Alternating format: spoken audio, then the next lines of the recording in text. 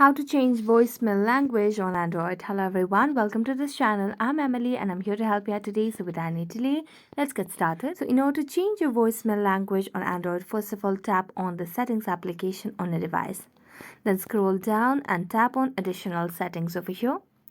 Then here you can see the option of languages and input. So tap on languages and input, and here under languages you can select any of the language that you'd want to switch or change for your Android device.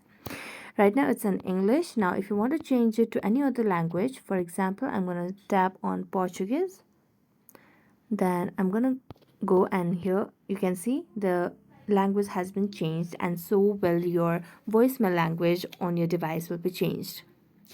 So this is the way you can change your voicemail language on Android. So thank you so much for watching this video. If you enjoyed watching this video, then don't forget to like, subscribe and hit the bell notification for more updates. That's it for today, and see you next time.